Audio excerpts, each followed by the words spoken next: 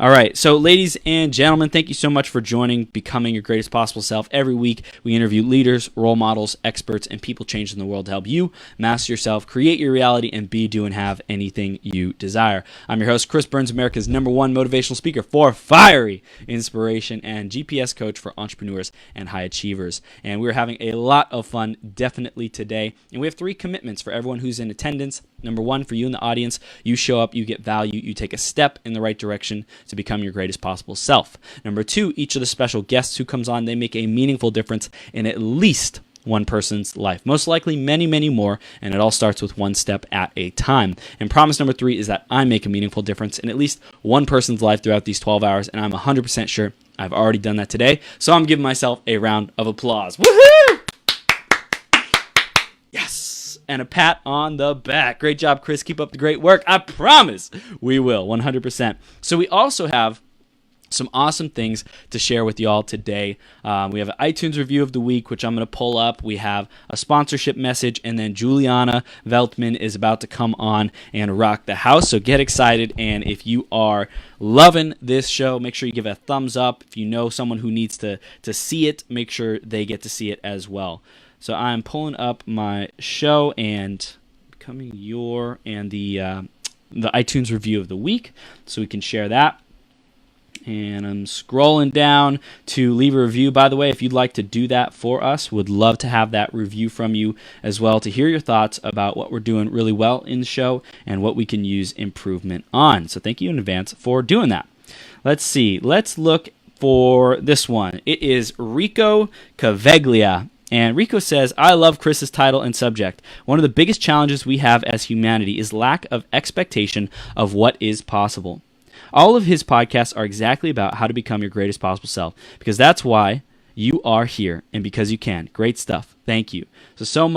Thank you so much, Rico. And if you'd like to leave us a review, go to beyourgps.com/iTunes, and you can do that there. Or you can send me a message, and I can help you out with that on how you can give us that feedback. Thank you in advance for doing that. And this interview is brought to you by Burn Up Coaching and the 21-Day Challenge. And if you are an entrepreneur or high achiever and you feel like you just quite haven't hit your stride, you're vaguely dissatisfied, it's like something's missing. You're doing good, you're doing well, or maybe you really want to crank it up to a whole nother level. It's just like your performance, your sales, your time freedom, your money freedom, your happiness, your fulfillment. Then 21-Day Challenge might be the jump start that you need to get back into action, into momentum to create your best life ever. Warning, it is very, very intense. Every single day, we're going to be doing check-ins, weekly deep dive calls into the limiting beliefs and programming that keeps you stuck and stopped from being your greatest possible self. You'll get clear on your goals, your dreams, and how to actually make those a reality. And you'll dial in your daily habits and disciplines to make sure that you succeed. You'll find out the factors that are the leverage factors that keep you from succeeding and keep you stopped, and then you'll be able to transform those and get back into action. So if you're interested, send me a message. Would love to hear from you and hear what you have to share about your life, what's important to you, and how the 21-Day Challenge might be a good fit for you. Again, it's not for everyone, so let's have a conversation and see if it's a good fit for you. Now, for the woman of the hour, Julianna Veldtman. Julianna is a conscious leadership coach, facilitator, speaker, and certified mindfulness and meditation teacher. She has dedicated her life to the pursuit of divine alignment, joy, and love. Julianna uses her gifts to guide leaders deeper into their own humanity, self-awareness, and spiritual growth, moving them to a level of service and significance that can only be achieved when we know who we are and bravely set ourselves free to be seen and known in that truth. Oh my goodness gracious. We are absolutely in for a treat today, ladies and gentlemen. Julianna, are you ready to rock this? I am so ready. She's so ready. Awesome. Yeah. Welcome to Becoming Your Greatest Possible Self. Welcome to the show. You're now live, and we're so grateful to have you. It's going to be a lot of fun, a great discussion, and I know our audience of high achievers and influencers and entrepreneurs can really use your message, because what we talked about, like we were talking about so much love and just how deep that topic goes on our pre-interview call. So I know we're going to get into that. So thank you so much for being here today. Oh, Chris, just thank you for having me and creating this space for not only me, but everybody else that you get to bring these conversations out. It is so important. Thank you. So thank you. Thank you, Juliana. So we're going to dive right into the theme of the day, which is today, what would it be like if? So this concept of like, what would it be like if, this possibility mindset, how has that impacted you and your life, your career, and how you show up in the world today? Oh man, I didn't know that was going to be the theme of this. So when that popped up, I was like, yes, yes. Honestly, that has been a guiding question and principle for me for at least the last 10 years, when I really began this journey of who am I? Why am I here? What am I meant to do? How am I meant to serve? And I knew I had this deep thing within me that I'm not just, that there's a reason for me to show up. If I'm going to be in a space, why?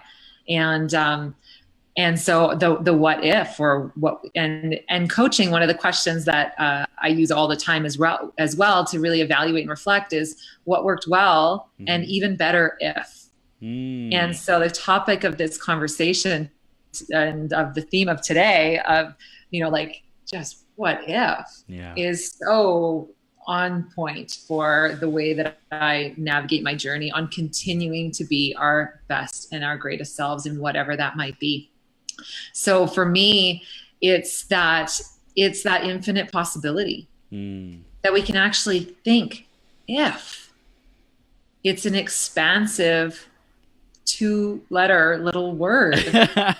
It is. That just allows us to remove ourselves from the vortex that we can get caught in and go, there's an if.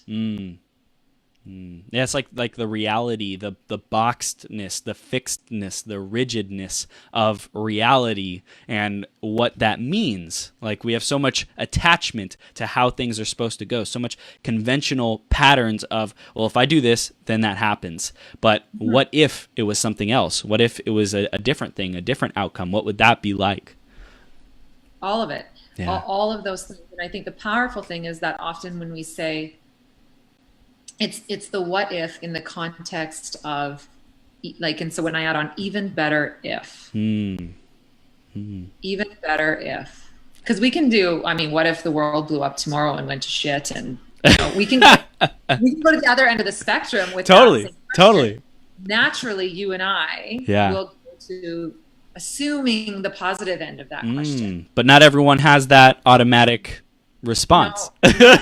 No, and quite often it's like if I'm a pessimist, I'm actually going to go, well, what if all of these things? There's like 5 things that go really shitty here. Yes, right? Yes. But those of us that are optimists and all of that, we will go to like, well, there's 5 things that could be super awesome about this really perceivably shitty situation. And so what if all of this? A friend of mine blew out a huge tire the other day, and I said, well, what if that just actually saved your life from whatever was going to be on the road next? And so we can use it as a really powerful tool to switch ourselves into that new story, that new way of thinking, that higher vibration.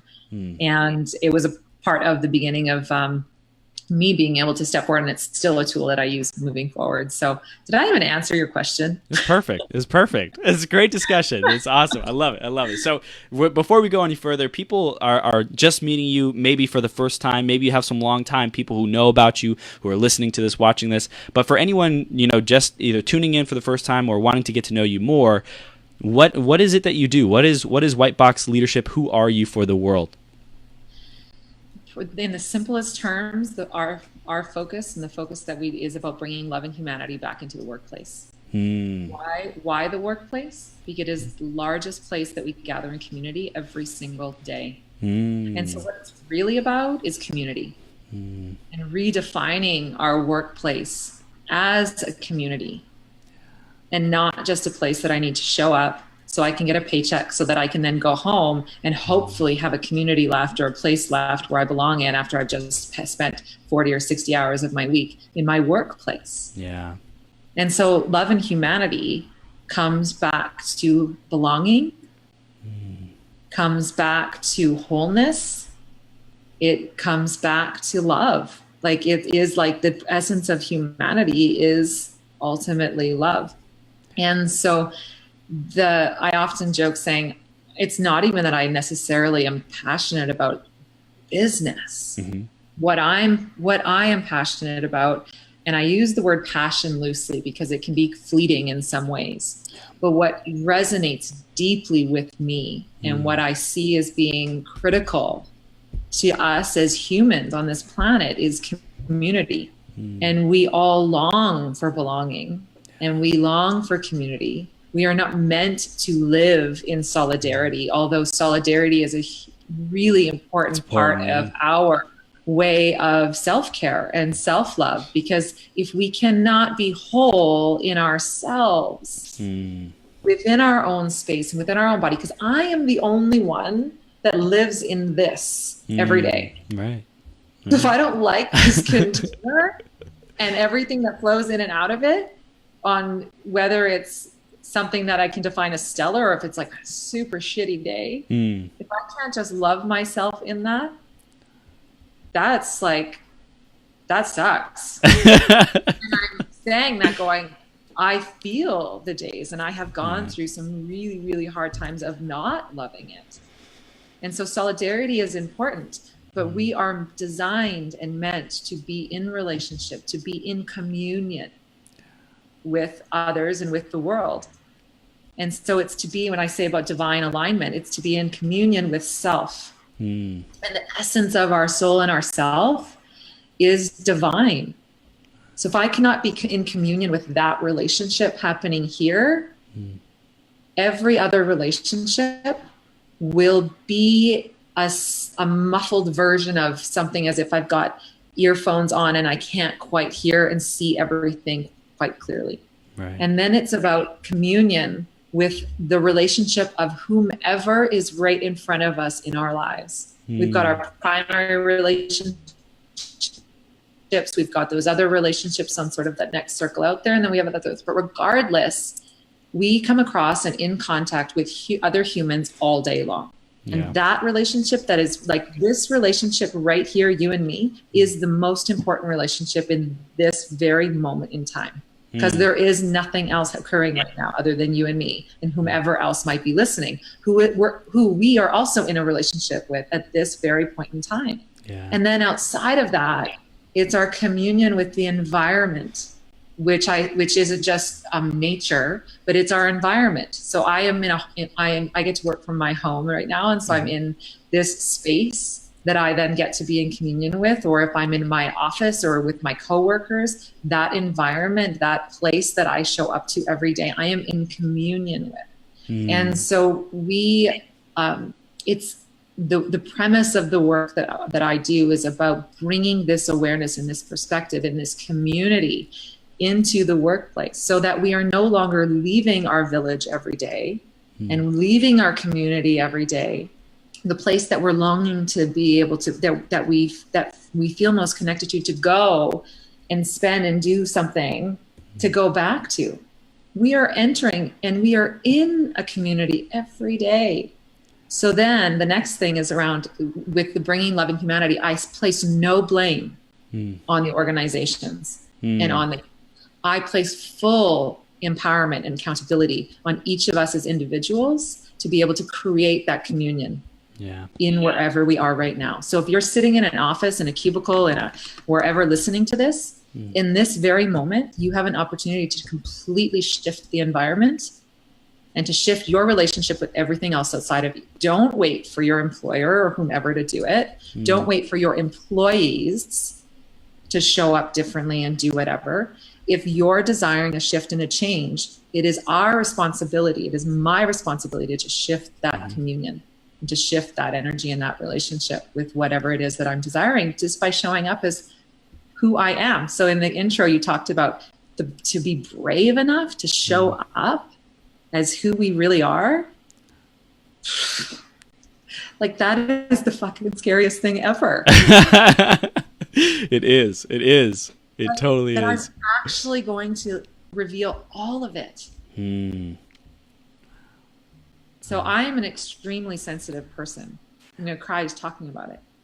Yet my persona, my personality on the exterior, down to like I only recently have gone and I went and saw this card reader. Uh-huh. This is a new thing for me, but I was like, oh, I'm curious. So I went, and she's looking at me and she's like, you're sensitive, almost like shocked by it. Because she's like, here to be somebody that is sensitive. And I know I don't. And I've not even allowed myself to honor that for so long. And so the more that I come into this knowing that as a strong woman, as a driven woman, as someone who like can talk loud and can present and perform, that actually I am really sensitive.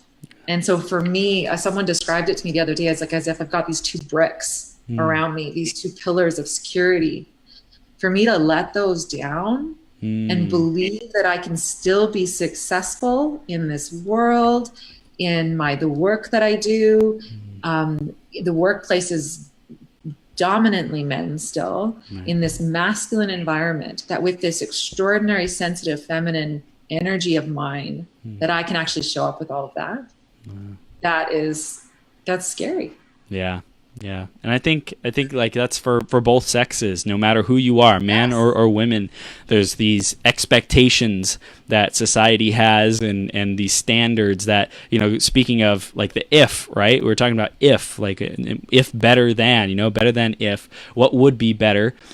It's like there's these standards and these programs and these paradigms that we have to brush up against, which makes us uncomfortable because it like triggers us at the deepest level of, I want to be loved, I want to be held, I want to be wanted, I want to be accepted, I want to be embraced. And it's like, I think that's such a big factor, which keeps people small, which keeps people from really shining their light and sharing their message in the world. And I believe it's a lot to do about our need to have to label things this or that. It either has to be this or it has to be that. It either has to be strong or it has to be soft. It either needs to be all about bottom line and money, or it needs to be like the fact that we don't believe we can actually have both. Yeah. We're meant to have both. Yes. Like we're meant to have both. Yes. It's the yin and the yang that works in parallel. When you measure something on a scale, there's two sides. There's not just one. There's two sides. Yeah. And is it always going to be perfectly in balance? God, no. It's not meant to be. What kind of a boring experience would that be? Like as human beings, we don't desire this. Look at the ocean. Look at how the ocean, our planet is water. Yeah. We live on a giant blue planet. What does the ocean do all day? Moves. It does this in waves and sets. It goes calm, and then you're going to get a set of waves, and it's going to calm down. This is nature. We are nature, and we forget that always. We as humans have this incredible intellect in this mind that is so incredible that we can live on Mars. We can get off this frickin' blue planet if we want. Because we have such intellect and power to be able to do that, we think that we are not of it. Wow. But we are nature. And so when we can resonate into that, we can kind of chill out a little bit. And commune, when I say with our environment and with all of us, it's actually, I guess now this is the first time I actually kind of thought about this way. It's all environment. You're the environment. Yeah. And that in that, like, just like your dog or your cat or your horse or that tree, I am equally as much of nature. But we don't allow ourselves to flow and believe in the, and have faith in how the ocean flows. So that's beautiful. I love it. I think we could keep going down into that rabbit hole of like yin and yang and like duality, and I love that. I love talking about that because I think this is all going to come around. So that was so it's perfect. It's juicy. Before we go any deeper into that though, you weren't always this force of love. Like you had to experience the darkness, you had to experience the pain, the suffering, to be able to have this affinity and this embrace and representation, living love. So let's go back into the journey, some of the challenging times, the wisdom that you gained to be able to step up as a conscious leadership coach and be able to serve these organizations, these companies, and ultimately the community in the world to have more love. Take us back to some of the pivotal moments that shaped your journey. Yeah. So my first career was as a dancer. So from the age of, I think the first time I went with my mom to go see the Nutcracker when I was 8, I said, Mom, I'm going to be on that stage. And it was like non-negotiable. It was unwavering. That was just what I was going to do. And it was my entire focus, attention was on that. It was great. So I went along that journey, and after high school, went off, got my first contract. And I'm going to pause you. Yeah. Why is being a dancer fundamental to your existence? Beautiful. So this was the awareness that I came back to. So I was able to then draw the thread. When we talk about purpose, I didn't just come into my purpose and realize it. I was living my purpose at 8. I didn't know it because I had attached it to an identity called dance, to a platform, to something called dance. But what I knew as a dad, I was never the one that won all the trophies, that got all the awards, that was put at the front all the time. But I was one that was, people could feel me, and the audience could feel me. And my intention, the same thing that you said when you got on this podcast today, my intention every single time I got in that stage, or even on that in the studio, was to have somebody leave better than they came. That if I could touch the soul of one person in that audience where they felt something because of what I gave on stage, then that was success to me. Beautiful. And so moving through my journey, and so then the shift occurred when I got so attached to now needing to make it in the dance world. I'm curious, but the desire to be a dancer, you felt something when you saw the Nutcracker, right? That was like that moment that made the decision for you. What did you see available for you in dancing that wasn't being fulfilled, that had you, be so committed to it? Something was, in my opinion, this is kind of how I understand childhood and how we shape our beliefs. Something was missing.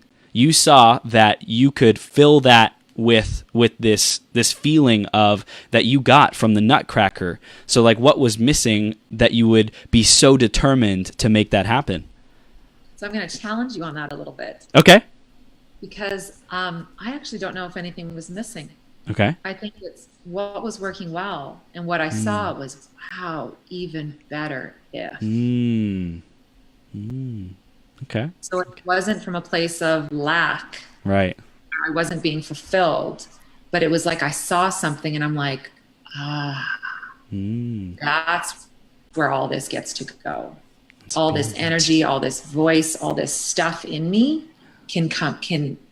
has a space, an expansive way that it can come out and it can be expressed. And I think that what I saw was just these, there was kids in that show. So there's kids that can go up there and do this too. It was in a context that it was within my reach there. But then it was just that there was this expansive way in which they could move and express. And I think we are all creative beings. I had a beautiful call with a client this morning, and one of the things he shared was, I'm not very good at creative thinking. And when as we were moving through the session, I could begin to connect the dots of where that belief is coming from for him and where the blocks were in place of why he didn't believe that he was was good at creative thinking. And we begin, and this will all circle back to love, that we begin to put these constraints on ourselves in the moments, especially when we get into the place of high achievement. So there's a fine dance with the whole pursuing our greatest selves, that we can sometimes end up putting all these boundaries and these constraints around ourselves at this yearning for something. Because if I'm pursuing trying to be my greatest self, is that am I then not enough right now? So, and so it's, you don't need to answer that. Yeah. So there's some of us move on this journey, and this client, we challenged this conversation a little bit. He's like, no, I am enough right now. Great. But not everybody on the pursuit of that, they are operating from a place of the question you asked me earlier of, there's something that's not enough now, so I need to go and fill it with more of that. So the reason why I wanted to totally share my philosophy, because this may or may not resonate with you, but for me, it's like in the duality perspective, if I'm so driven towards something that's positive, then in my opinion, it came from a place of not having that. And in life, we're going to have both the desire and then like the lack. It's just a natural, duality that we exist in. So for me, I was lacking attention when I was growing up. I felt like my sister got all the attention. I felt like she was better than me, smarter than me, more beautiful than me, popular than me. So I was like, I want attention. So I started acting out to get that attention, to get that need filled. I'm not saying everybody needs that, but in my opinion, to have such a strong pull for creation, for desire, I believe that's inherent in our soul.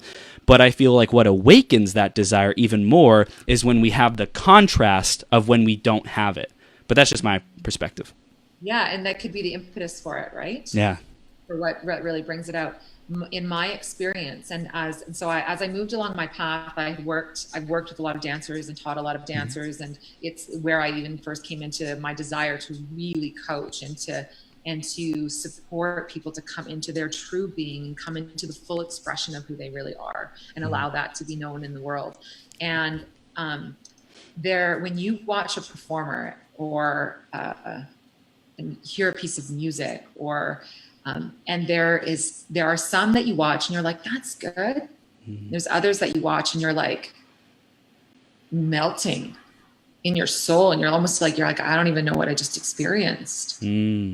The difference between those two experiences is one of them is coming from a total place of pure wholeness and divine connection. Right. And I am just allowing it to I am whole and complete and allowing this to all flow through me. One of them might be coming from a place of, I'm trying to be and fulfill something that I am not. And so one of them is coming from a place of lack and a need to have to be seen, and the other one is coming from a place of, I am a divine channel and gift, and what is coming through me is for you. And so this is why, even though I never win the big trophies or whatever on stage, because often those trophies were associated with how, the highest extensions, the biggest turns, all of these things, we can get wrapped into all of those things. And rather than the ones that just touched your soul. And that to me wins all day long. I love it. So the divine self-expression coming from wholeness. And I think that's ultimately the best place to come from. And as time goes on, not everyone is starting at that place. So I think that's all a point for us to get to, of awareness, because we have to uncover and release the limiting beliefs that have been put in us that we were lacking to begin with, which ultimately we never were. And this is conscious leadership and servant leadership. Beautiful. When I know that my role is here as to serve you, my role here is that I may be all of who I am and show up with the pureness of whatever is true for me in this moment, and allow that to come through me in divine alignment so that I may serve you and all those whom are around me. And the challenge in that is that if we don't have the faith and the love within ourselves, we create the blocks. And so the work is the part of releasing any of those blocks of lack, scarcity, of negative belief systems, all those things, those baggages that we've kind of carried along with us along the years. That's all a part of the journey of the process to really come into self-love. And it doesn't mean it's a journey to perfection. It means that I'm going to love myself through all of that too. So the self-forgiveness and and everything to be able to move forward in that way that we can really just serve with humility. So beautiful. So let's dive into love, or, you know, I'm sure there's some more points on the journey if you want to like clue us in on those. But ultimately, I think we want to get into what is love and why this concept, why is it so hand in hand with conscious leadership? Mm-hmm. Yeah. So it's interesting when you Google what is love. Mm-hmm. One of the most, it was the last thing I saw. It's one of the most searched terms. Wow.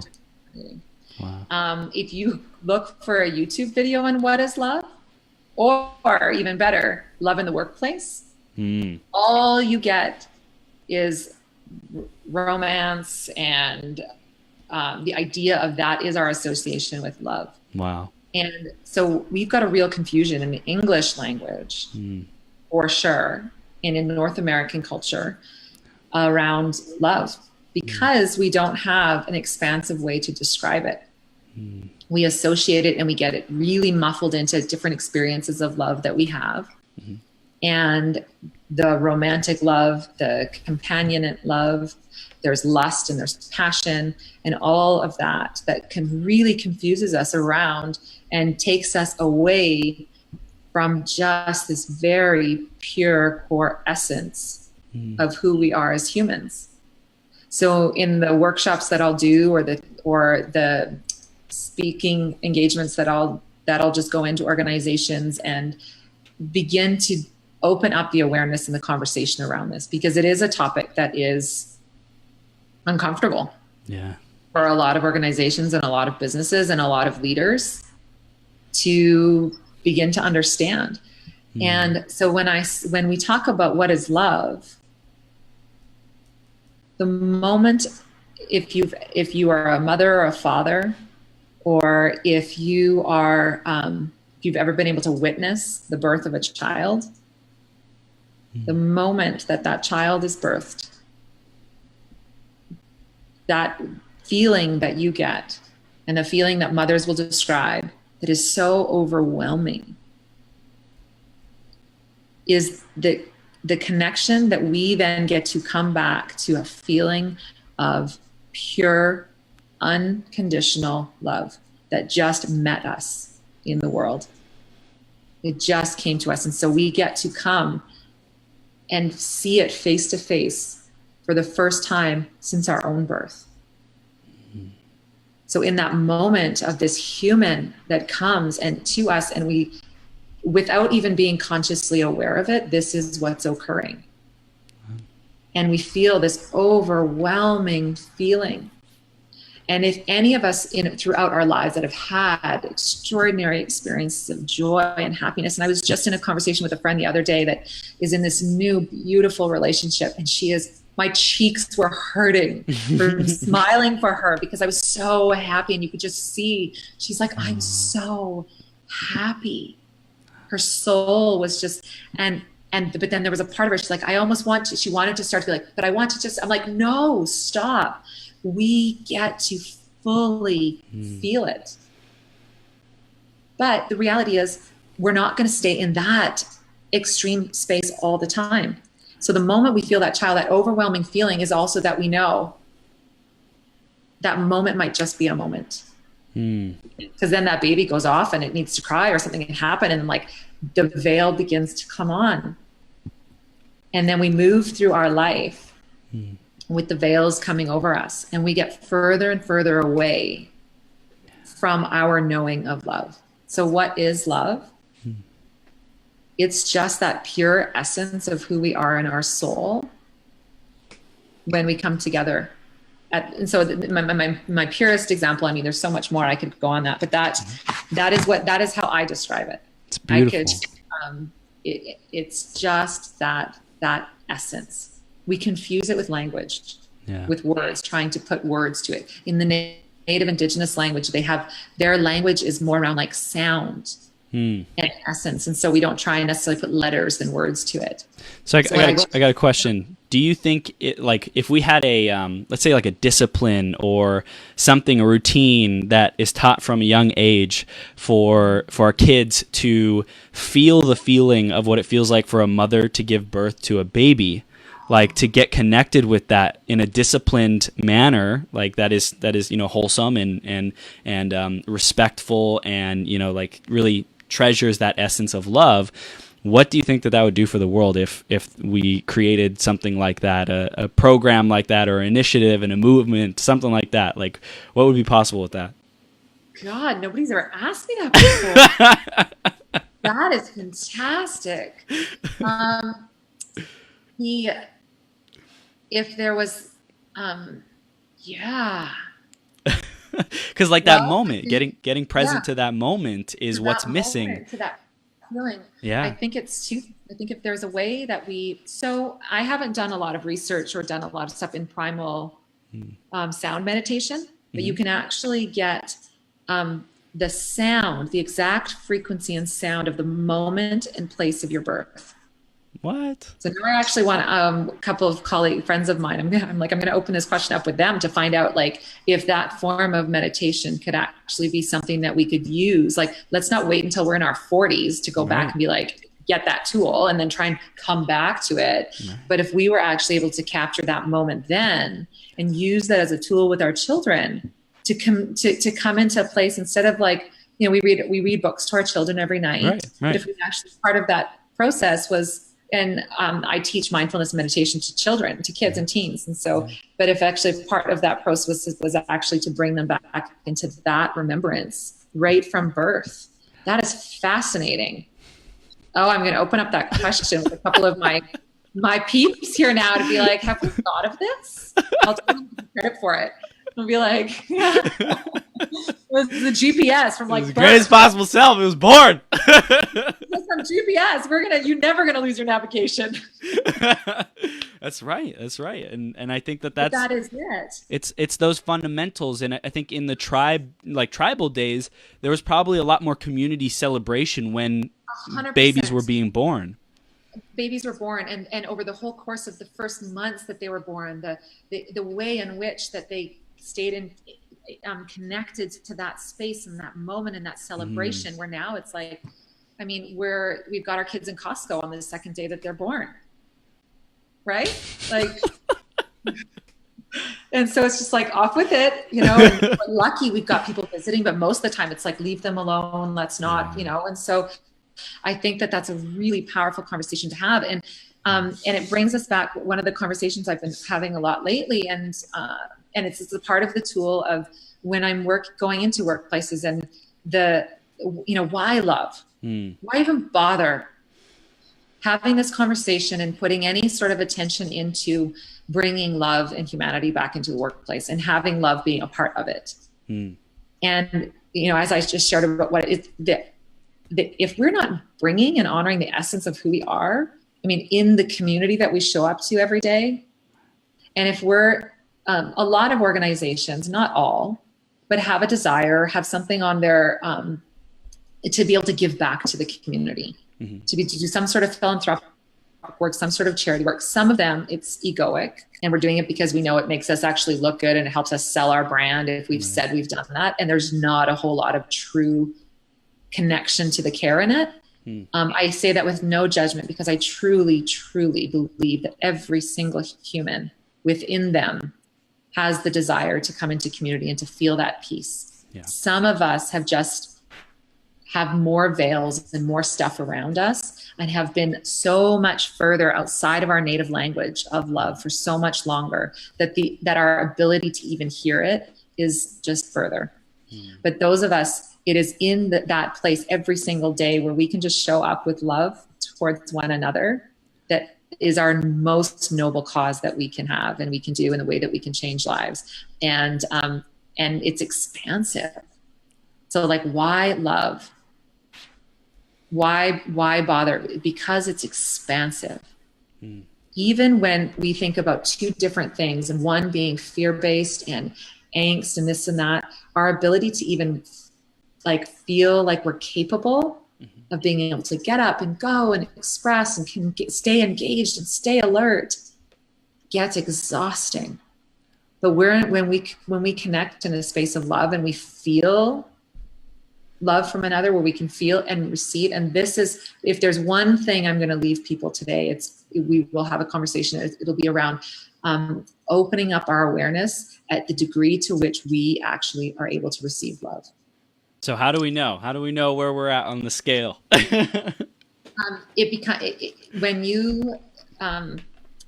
When you get off this call today, when you finish listening to this podcast, as you move through your day and your week, I guarantee that something will come up. Someone will give you a compliment. Somebody will acknowledge you for something. And if your immediate reaction is, oh, no, that's okay, or no, this or that, or oh, that's, yeah, and your expression goes down, and you kind of slug it off. Everything in you, your body language begins to turn away. Wow. And you just that's it. And so you will notice, and you're going to catch it, and you're going to go, oh my God, I'm totally not receiving love. So you, Chris, I noticed it right away, and I was going to acknowledge you in it. When I said thank you, you just received it. So I imagine there's been a journey for you in your capacity to recognize that you need to receive love, and that you also know how to love and acknowledge yourself. Yeah. Both ways. And so I've really observed that in you and seen that. And I massively want to commend you on that, because you are standing in the example to show the rest of us that we can do it. But I can tell you that you doing that also makes other people uncomfortable. Mm-hmm. Yeah. Where they're like, who the fuck is he to just think he can do that? Right? That's okay. Yeah. You're just not there yet. Yeah. You've got to keep doing it. Thank you. You've got to keep doing it, and from such a place of love within yourself, knowing that all I am doing is being an example for others, that they can do that too. Yeah. Because it is brutally uncomfortable to receive love. And so you're going to feel through that discomfort, and you're going to be like, oh my God, she's right. That's my body language. And I did that. And then the next time it's going to happen, you're going to be like, okay, I'm going to try and receive the compliment. And you're going to be like, okay. And then you're going to get to the point where you allow yourself, at the degree to which you actually love yourself, to just let it come in and go all the way down into your center. Yeah. And say, thank you. Because every time that we deny that love and we reject it, what we're doing is calling the other person a liar. Ooh. We're saying to them, we're just telling them you're not true. Like, thanks, but you're full of bullshit. Like, you're a liar. And so why would you actually sit there and lie to me? Right? Yeah. And it would also be saying, every time you genuinely give a compliment or you genuinely express something to somebody else, that they should then feel the same thing towards you. So it's almost our responsibility as well to, if someone deflects it or doesn't let it land, to say, hold on. Let's try this again. Yes. I was at a conference earlier in the year, and there were so many times that I literally wanted to stand up and be like, stop the show. That speaker needs to get back up on the stage and stand there until the audience is done clapping. Could you imagine, at the end of a ballet, at the end of a play, at the end of whatever, the audience is standing in ovation, and half the actors and the dancers or whoever are just walking off the stage, not continuing to stand there. It's like everyone stood up, standing ovation, yes, and they're just whatever. That alone would totally kill the show. Wow. Be like, what do those people do? What? Yeah. And it would just you would leave with that taste in your mouth. Because you didn't give me the opportunity to fully give everything that I wanted to give out and just take it back in. And by that, we both come into this community of life is awesome. Right? Yes. And so, but it is a journey of allowing that comfort to happen. But you'll see it in speakers. You might be at a conference and then you'll see how the speaker will be half walking off the stage. While everybody's still clapping. And I'm like, no, you've got to come back on and fully receive it, because in that experience, you teach everybody to do the same thing. Wow. And so So that is that, like, if there's one takeaway, it is that we can begin to create the flow of circulation. And so I compare it to the heart space. Could you imagine if our heart only pumped like blood out, and the clogged artery that's coming in, it just couldn't come back in? What will happen over time in our body? We die. Our expend, like our fingers and toes will start to get numb and fall. Like we will start to lose limbs and lose parts. We won't be thinking as clearly, like everything. So in that same way, the word corporation is corporeal. It actually means to embody.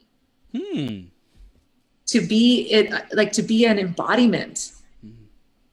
And we come right back to community and all of it. And so a corporation, organization is just an entity of these cells, and all of those cells happen to be humans. And within each cell, there's also a whole bunch of other things. So within me as a human, one cell within that organization, I've got all these other things in me. And so when it starts to break down from the inside out, the thing about our bodies and cancer and all of that, we don't know it's there until it really starts to manifest and expand. So how do we nurture and take care of it from the inside out? It's love. It's love. And it doesn't need to be complicated. Yeah, I was going to say, what are your top self-sourcing tips for love?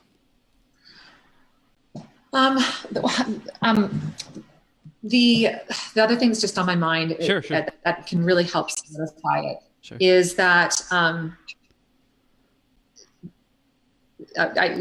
when we speak to why love, when we think about our children and we think about, do you have a desire to love your child and make sure they know they're loved or not? Very few parents, even ones that have struggled deeply, will say yes. Well, why? Why do you love your child? Why is it important for your child to know that they love you, that they are loved, so that they can grow up and they can be happy and whole, so that they know that they're capable of doing anything, so that they are able to be encouraged on their path. So then that exact same feeling of love for your child, which isn't a romantic love, it's a pure essence of love. That's the love that we bring into the workplace. And so the reason why I circled back to that with the question you asked me is it's that essence. I can't tell you how to love whoever is going to be in your contact next. That's your journey of love. So I can't prescribe and say, do this, this, this, and this. This is an intimate thing for you and whatever is around you. But you will know the essence of what that means to you. And that's empowerment. So I'm not going to prescribe to you and I'm not going to give you, but my journey. So when I go in and I work with people, either one-on-one or is to come into that knowing yourself and come into that experience. And the benefit of having somebody working with you on your team through this is that you're going to want to fall off of it all the time. And you're going to want to step away from it. And you're going to get back into, the old habits and the old way of being, because that's been comfortable for so long.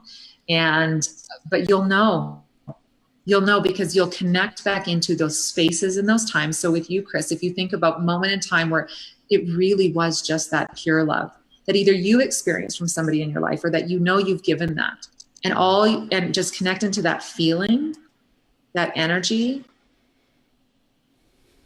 wrap it up in whatever image, whatever space in your body that you can then come back to that memory at any moment. So that as you move through all the other engagements moving forward, that's what you get to bring to it. Would you say that process of coming back to that memory, is that available to both conscious and aware people and, people who are familiar with love, as well as people who have been disconnected and numbed themselves and put up veils and walls? I'm going to say yes, but the journey to it is different. So those that are ready to dive in and to do, you mean right now you were able to just go right there with me. Yeah. You're like, okay, I can do that. Not yet. So this is where it's about starting the conversation. So the value of me even sharing this space with you today is starting the conversation around it to even awaken us up to hadn't thought about it like that before. I'd never considered and put together those connections before. And so it's building the bridge. I mean, first we have to be able to figure out some of the tools and then look at some of the blueprints. And it's like, oh, I hadn't thought about that. Oh, okay, now I can kind of see how I can begin to put those pieces together before I can actually walk over it and like hang out on it for a while and watch the river flow under it and stuff like that. And so it's about having that conversation. So first step for those that are like, can see and feel this spark of there's something in there that I connect with and I resonate with that feels good. It's just come in and we'll just do a talk. We'll just introduce some of these concepts. We'll just bring it back and start that. But it's very much a journey. I compare it directly to language. We talk about our native tongue. So anybody that's spoken another language and grew up in another language, I have a friend that he grew up in Germany. German is his native tongue. And he lived in Germany for like 30 years of his life, has been in Canada for 19. So more of his life there than here. And his, and most of his life, like lesser of his adult life here. And I asked him, I says, do you find that you naturally like speak in your native tongue? And he says, you know what, I have to really search for words a lot now. Like I have to gravitate and like search for words. And I find I'm talking and I'm like searching for words, which you think, how could that happen? I mean, this is the language I spoke my whole life. And then I said, do you dream in German or English? He's like, I dream in English.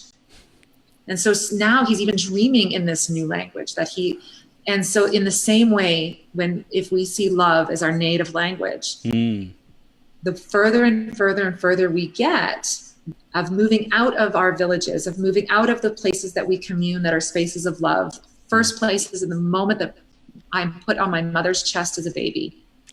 And then the further we get out, and that happens, people's lives are different, right? So the degree to which they become separated from that space that they are immersed in their native language, the more that it is to get back. Can you get back to your native tongue? 100%. I grew up speaking English as a bilingual language, or Ukrainian as bilingual. So I'm not my native tongue, but I could speak it fairly well.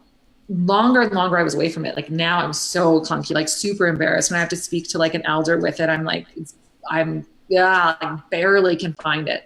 But then I traveled back to Ukraine a number of years ago and being immersed in the culture, being immersed in the language.